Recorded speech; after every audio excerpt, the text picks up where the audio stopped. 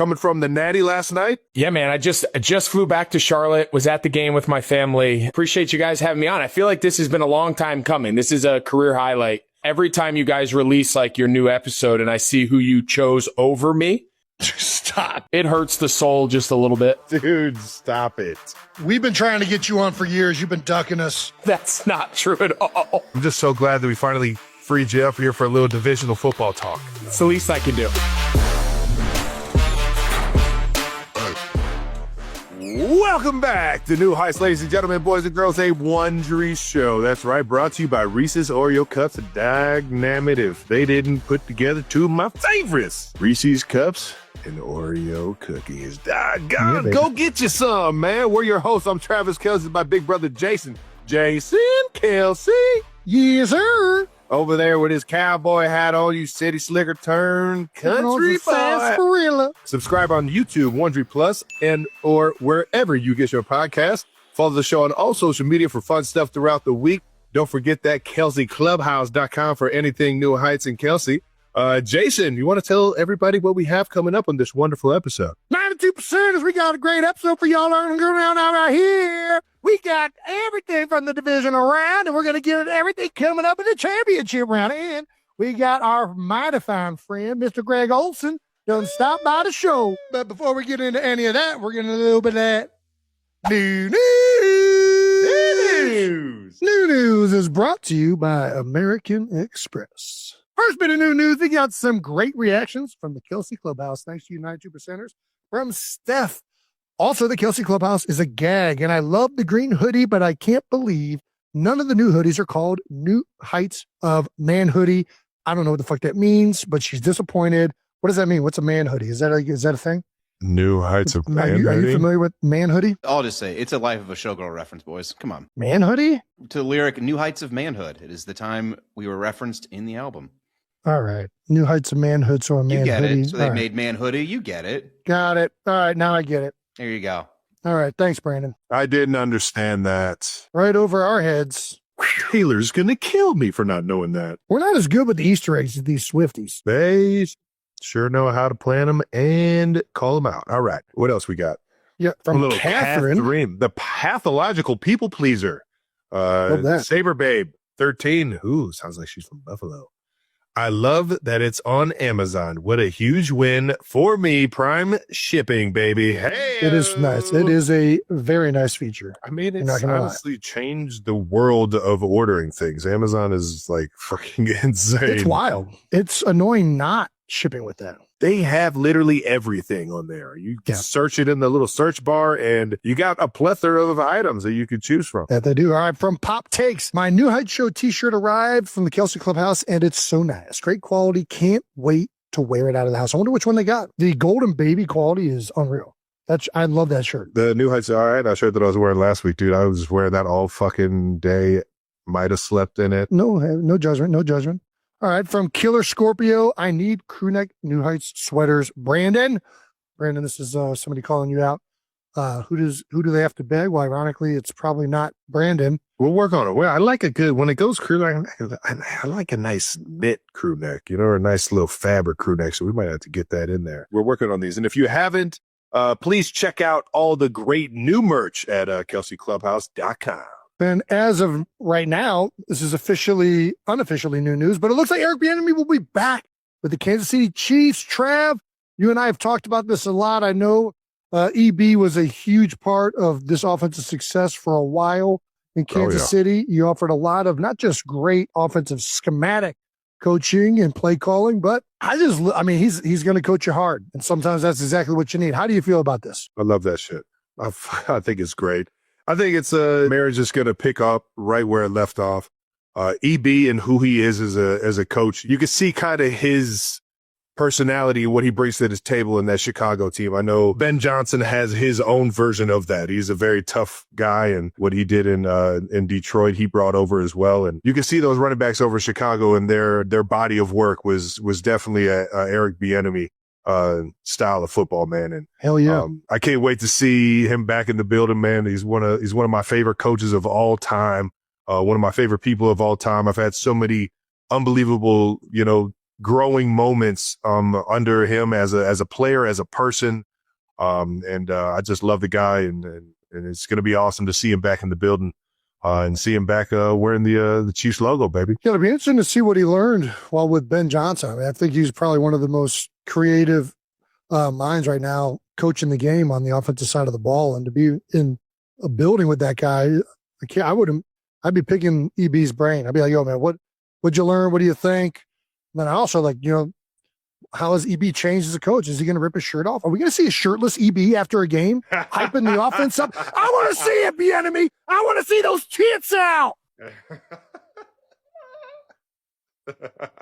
New tits. Who knows, man? Maybe he's elevated. He's taking his game to new heights in that regard. But it'll be awesome to see him back with the Chiefs. Final piece of new news: Jason has joined TikTok. That's right, Travis. I've finally done it. Well, I have 2 videos. I think they're both very high quality. I was in Huntington, West Virginia, and saw this Frost Stop root beer mug twirling. Jason, what the fuck were you doing in Huntington, West Virginia? That's to be disclosed at a later date, but I was enjoying myself. I like the newest one. The newest one's, I like this one. Why the fuck is your nose so big? It's an optical illusion. Oh, man. Dude, they're so good. I made that one just for you, Trev. I fucking love those goddamn candies. God damn it, I love those. Yeah, so I'm on TikTok. I don't know what I'm doing. I really don't understand how it works. You really do have like a button nose. Like that nose is, you got like a real you got like a little marble on the end of your nose there. That's just an illusion, I think, right? You got kind of like a round tip of the nose. I feel like my nose just keeps getting close bigger. up like that. Oh wow, I kind of got that. Look at that nose. How about that? Yeah. Now who's got the big nose? That's just an Ed Kelce thing, huh? Because I definitely got an Ed Kelce snaz. Had that rosacea or whatever that stuff was called on his nose. What? The doctor started yelling at him for like going out in the sun too much and not wearing sunscreen. You're not part Croatian. You got to be. You're not meant for the sun like that. You're Irish. You're up there in them UK islands. You don't need to be out in the sun like that. The Welsh side of you you need to be inside, or at least cover that nose. Just wear a hat. All right. Well, let's not make fun of Dad. Once again, new news brought to you by American Express. Well, let's keep this thing moving into some bold topics to wrap up the divisional weekend that we just experienced. And I think we should do it with a friend. Love that idea. A fellow tight end you. We need the expert of experts. He's the only expert that I trust with anything in life. I'm sorry to whoever's AirPods these are, because I am a waxy-eared guy. Let me tell you, you have no idea what you signed up for. I've shared sweaty towels. I've shared a lot of things I'm not proud of. I don't think I could put another man's AirPods in my ear. Do you ever look in your case? Like, do you ever open this and... Oh, I got to get the Q-tips. I got to clean that out, man. It's ugly. I've had to clean them. Yeah, it's ugly. It's ugly. I'll just toss them and buy a new pair. I'll just eat the $1,000 for a new pair and just be like, dude. That's like ultimate rich guy move right there. Because I'll get the haircut and then put them in, and then so then you got wax on top of hair. It's a dangerous game. You get some Aperol spritzes last night at the game or what? I would hammer an Aperol spritz right now. Can we just meet up and just get a platter of Aperol spritzes and just hammer them? That sounds great. I don't know if you know this, Greg, but there's another person named Greg Olson on Twitter. And for some reason, I just was getting their stuff on my homepage, and they were sending out like a lot of like dry January, like no more drinking. I was like, is Greg gone dry? Is he giving up the sauce? And I thought it was you for like 3 days. I was telling people, I was like, dude, I think Greg's going through some stuff. I don't really know what's happening right now. Nice cleanse. Nice cleanse never hurt anybody. Listen, if I was supposed to do dry January, that lasted 25 minutes. All righty. Stop wasting Greg's time. Thank you for the time, big guy. This has been a long time coming, man. Oh, Very God. I've never been more honored. G-Rag on here, man. Appreciate you guys having me on. I feel like this has been a long time coming. This is a career highlight. Dude. Every time you guys release like your new episode and I see who you chose over me, Stop. It hurts the soul just a little bit. Dude, stop it. We've been trying to get you on for years. You've been ducking You're a us. busy man. You're a busy man. Not true at all. All the weekend ball coaching that you do. True. Just you're a tied up individual, man. And I'm just so glad that we finally freed you up here for a little divisional football talk. It's the least I could do. All right, I'm going to do this intro, and we'll get to this very unserious discussion between three slapdicks. Sound good? Sounds right up my alley. Let's do this. All righty, we got a very special guest to help us wrap up the divisional round weekend. That's right. Our guest today is the 6'5" tight end out of the University of Miami. He's the first round pick in the 2007 draft. He played 14 seasons in the NFL, 3-time Pro Bowler, 2-time All-Pro, first tight end in NFL history to record 3 consecutive seasons with at least 1,000 yards receiving. He's a founding member of Tight End U, and he is also a 2-time Emmy-winning broadcaster for Fox Sports. Please give us a giant welcome, 92%ers, to the best tight end on this podcast right now, Mr. Greg Olsen! Listen, I've been a part of some cool shit in my day. I've watched you do intros over a lot of episodes on this pod for a lot of really famous people.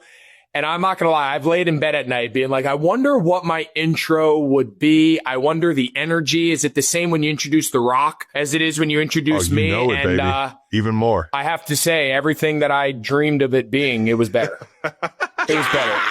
Let's go! Especially a guy in a cowboy hat in a saloon. He's in character right now. A bit out of place right now. No, dude, you're right where you need to be. You do a great monologue. You do a great open, dude.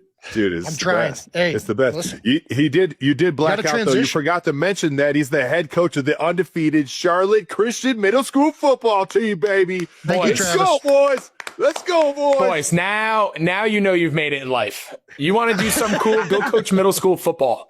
Let's go. That's how you know you've made it. Honestly, what is it like coaching middle school football? It's amazing. It is of all the shit that we do, it's probably like what I enjoy the most, right? So Man. what's cool about the age group is, so it's at the kids' school, like Trav said, Charlotte Christian. It's a K through 12 school here in Charlotte. They've got a good program. So me, Luke Kuechly, Jonathan Stewart, and my dad, we've coached it the last couple of years. Stu's kids go there. My kids go there. Luke has no kids. He's just been coaching with me for years when my 2 boys were little. So we've been doing it over there. And what's cool is, unlike the other sports, a lot of kids nowadays aren't playing football until middle school, right? The days of growing up in 1st, 2nd grade. Nope. So when we have these kids show up to our first practices in the summer, I mean, we joke that we like coach lunch. Like, we got to teach them how to buckle their shoulder pads. We got to teach them, you got kids, they're like strangling themselves. Are you kidding me? They can't buckle their helmets. Now they got those like now the new fancy helmets, they have like the ratchet straps. Yeah, so they're it's like a lot easier. stuck in their helmet. They can't get their helmets off. So like it's amazing where we start. I can't see with this thing on. It's literally, we are the little giants. And, so a lot of the kids, I would say well more than half, have never played football. They might have played a little flag, a little 7 of them, and then by the end of the year, after a long time, all summer, all fall, a lot of workouts and a lot of training, like what we're able to do with these, call it 13 to 15-year-old boys is, man, it's just such a great age. They take it all in. They want to be coached. They want to be pushed. It's everything you guys remember. Like, it's the most wholesome version of football you can imagine. And, we live for it, man. We love it. Man, you got 3 all-pros on your coaching staff. That is How lucky are these freaking kids? Oh, my gosh. The parents in the school districts that you guys are playing gotta be like, this is unfair. You can't do this. We get after it pretty good. Yeah, we always joke with Stu. So he's done this for the last 2 years. And, at the young age, your really good players are your running backs. Right. So we joke, like, how nice is it for Stu? Like, you just get to walk in and you just get to coach like the best 3 athletes in the school that are like, you just give them the ball every time, but, and then Luke's out there teaching guys like gap fits and how we set the front and cover. I mean, it's cool. And my dad, who's out there, he's 73 years old. He was and my brother's high school football coach. He's the youngest 73-year-old you've ever met. He was a 40-year high school football coach. Me and my brothers all played for him back home. So we Lean It's on him, man. You know it. amazing. That's so much fucking fun. It's That's amazing. awesome, man. Me and Yeah, Jason, we talk about this with our really more so with our college buddies than anybody else, but we talk about it all the time. And like one day just getting into like a middle school, high school coaching deal. And it's just the fact that you got to do it with the guys you played with too, man, and your father. That's got to be so epic, man. Do it. If you guys get a chance to do it, I promise, like, of all the cool shit that you get to do and the experiences and all that, like the purpose and the connection and seeing these young boys like grow up in front of your eyes and like the light go off, it's pretty special. And, like we can't wait. We'll start here after spring sports end and we'll get back ripping into the summers and everything. But it's everything you think it is. It's even better. I love it, man. That's awesome. Do you find that former tight ends and linebackers make the best coaches? Because you guys kind of got to know everything on both sides of the ball. You know, I talk about, because people ask me that a lot about like the TV stuff, right? So like, I think what's unique about tight end and even what you guys did with the offensive line, I just think back to when I played, we sat in on so many different meetings, right? I would sit in I started every single day for 9 years in Carolina in the offensive line room. When the special teams guys were doing their meeting, I was in there with the offensive line and was in their run game installs, all their pass pro meetings, all their stuff with our offensive line coach, John Matsko. Like, so that's where I started my day. And then I would jump out of that and go into the offensive pass game install and then sit through hot reads and coverages and pass game. So the point of saying all that, like now as I find myself doing the TV or even just coaching middle school kids, I spend every waking second with the offense and the defensive line. I do very little in the pass game. We're blocking. We're taking angles, step, footwork, splits, stance, combination blocks, double teams, angles. Like, and it's just the perspective that I was around. Jason Not that was right now. I certainly didn't make a living on double team blocks, but I've heard and watched a lot of really. I've coached enough, right? I watched Ryan Khalil. I watched him back block on counter. I watched how they taught guards to make sure you're going into the line of scrimmage to get on kick. Like, I was around it, experienced it. And you want to have a good middle school football team, have a good offensive line. You have a good offensive line, you're going to dominate people because nobody can block. Yeah, that makes sense. I mean, it's also hard to have like a high-powered passing attack in middle school. Well, pass protection's a bitch. Yeah, pass protection is rough. We're not sorting anybody on the backside 4 week. We're not sliding the protection, okay? It's a lot of like play action, bootleg, move the pocket. We're and anything you do from the pocket is we're gap protection. Everyone's got your inside gap. Back's got the edges. We're building a wall. And if the quarterback doesn't throw it to the first or second guy, we got a 3-step drop. Yeah. There is no progression here. Yeah. That's too far, man. But it's cool. I'm sure you guys like everything about my career. I enjoy so much of the stuff that I didn't necessarily do personally, but I was exposed to. I use more of that knowledge, like now secondhand, passively into my career and also just into my coaching more so than teaching a tight end how to run a stick route. Like it doesn't really come up as much. Doggone. Makes sense. I love it, man. Well, good luck to the boys this year. Appreciate you. Still middle school, right? Yeah, I got one more year. My seventh grade, your boy TJ, my seventh grader. Let's go. He's got one more tight end, baby. Let's go, Teach. Fellow tight end. He's getting big now. He's getting tall. He's long. There we go. There we go. He wears 87. I'm like, what the fuck? Why would you wear that number? Sometimes it's the only number there that makes sense, Jason. Yeah. Just saying. I get it. All right, here we go, baby. How we feeling after the Natty, man? Miami obviously they weren't able to pull it off, but it was a fun game to watch and follow along to, man. Indiana they just had it rolling this year, man. Yeah, I mean, I think what was so cool. It was a clean game, right? There wasn't a lot of controversy. Obviously the last pick by Carson Beck was the only turnover. Like it was a good, clean football game. Our offense really struggled in the first half, came to life there in the second, and then the game kind of flipped. Our offense came to life. We were going up and down the field. Passing game started clicking. And we scored multiple, back-to-back possessions there at the end, and we just couldn't get a stop. Yeah. Right? The 2 fourth downs were throwing back shoulder fades, and of course the fourth down quarterback draw was a hell of a play by Mendoza. So, it sucked pulling out of there. My wife and I both went to Miami. Our family members went to Miami. Like we're Miami got, through and through. And pulling out of the stadium and being on a flight full of Indiana fans this morning, leaving Lauderdale was not the best feeling. But I'll tell you what, Mario Cristobal, man, he's a stud. He was my tight end coach in college, actually.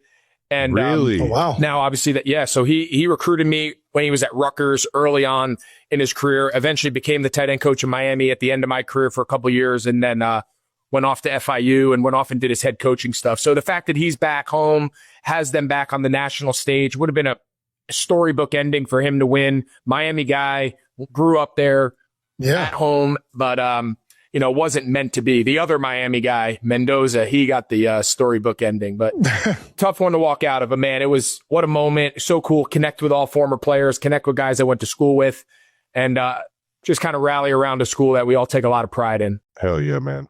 That's awesome, man. So what was your freshman year? What year was it? Yeah, so I was 03, so I got there in the fall of 03.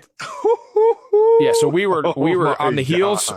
So my junior year in high school, we beat Nebraska. My senior year in high school, we lost to Ohio State. So that I was my freshman year. We went to the Orange Bowl. Back it was like the BCS and all that back then. So we didn't play. We never played for a national title when I was there. We played in the BCS Bowl my freshman year. I was a red shirt. I was scout team. But I'm breaking the huddle on the scout team, and the scout team defense is Sean Taylor and Entrell Roll and Vince Wilfork and Jonathan Vilma and DJ Williams and Kelly Jennings. I mean, there was like 7 first-round picks just on defense. You're looking at a safety literally the same size as you. Trav, if you would have seen Sean Taylor, holy shit, like live and in person, dude, no way. Now, mind you, I came from North Jersey. Like, we played high school football, but back then, like, you never played football outside of your little bubble. Right. So I went to like a summer camp here and there, but it was no pads, and it just wasn't like kids are exposed to now, where every kid in California, every kid in Ohio, every kid in Florida. It wasn't the case back then. So I show up, man, and I'm a 225-pound, 18-year-old freshman. And Sean Taylor, he looked like he was 6'8". Dude. And he's got the rainbow visor. And the tape on the face mask. You know it, man. I was like, what am I? Yeah, the tape on the bars. I'm like, what am I doing here? This is so stupid. Why am I here? That's so crazy. It was awesome and just a great part of my life. And to see them back now and the guys feel prideful again and the country kind of take notice of them, it's been fun. That's awesome. Hell yeah, man. I don't think kids now have no idea. Like, they weren't around when it was happening, but like the Miami, like, it wasn't even just that they were good. It was that they were, the 30 for 30 on him says it so perfectly from back in the day too, but the like swagger and it was like the bravado that Miami had. It was on top of all that other stuff. So college football is just better when Miami is balling out. So I agree. Well, I'm glad you guys feel that way, because our Miami guys are a little obnoxious, like they walk around and, they, especially probably of the last like 20 years, we didn't accomplish shit. Like, we all were in Miami, but we didn't actually like win anything worth meaning, but like we still acted like we did. Yeah, but baby. I think that Miami though, it feels like, there's a confident like swagger to it, but it doesn't feel like conceited, kind of like arrogant, like pompous. You know what I mean? Like that, those are the type of ones that you really get upset with. Like Miami's like a bunch of dogs that are just like achieving their dreams and love playing the game. That's kind of the vibe I always got. Yeah. That's you know what I mean? There's like a little bit of a difference. Doubt. The thing about Miami guys is the high energy and the things they say, but they were like, you said it, like they were dogs, man. Like they were the hardest working guys in college, the hardest working guys in the league. Like everybody that came out of Miami, everybody that I played with in the NFL, Miami guys, you never had to worry about like their work ethic, how hard they competed, their toughness. Like, and I think that's why they always had the respect of their teammates and the respect of everybody around them. Absolutely. For sure. All right, let's talk some pro ball, man. Let's talk some divisional round from last week, man. We had some great games. And our first one I wanted to get into was this Bills-Broncos game. Right now, Bills are taking some heat, man. They fired McDivitt. Josh is taking McDermott. Damn it. They fired McDermott. They fired McDermott, and this TV shit ain't easy. Dude. That's right.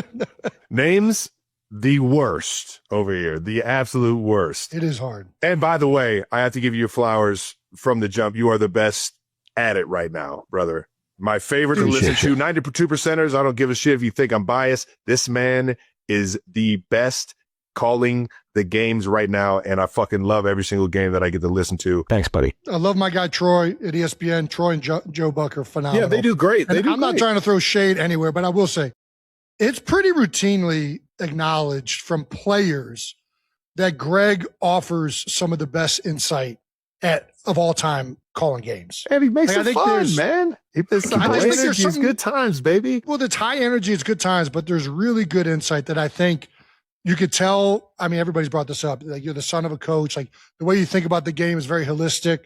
You're very caught up with the analytics. Like, I'm not telling you anything you know, but as a player, we all just enjoy how much you put into it, and it's apparent.